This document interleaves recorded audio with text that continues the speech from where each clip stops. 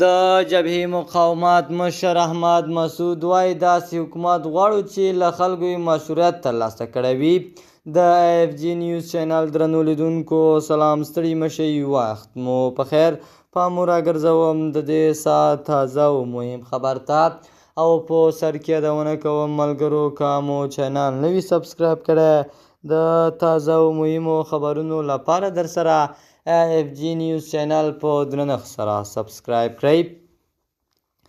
د ملي مقاومت جبهې په نامه د طالبانو مخالفې وسلوالې ډلې مشر احمد مسعود وایي افغانستان داسې حکومت ته اړتیا لري چې مشروعیت یې له خپلو خلکو ترلاسه کړی وي. نوموړي دا څرګندونې وینا کې د هغې 3 ورځنۍ غونډې په څنډو کې رسنیو ته کړې چې د طالبانو یو شمېر مخالفې سیاستوال پکې راټول شوي دي.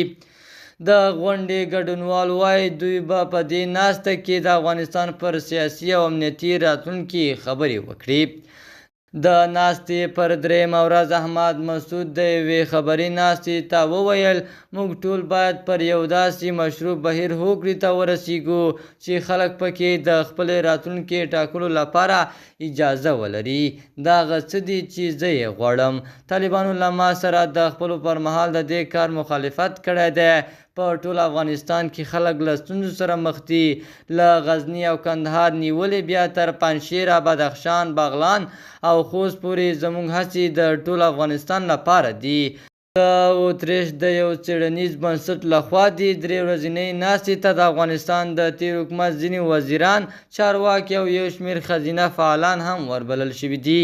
د AFG نیوز چینل درنو لیدونکو دا و زموږ د دې ساعت چمتو شوی خبر.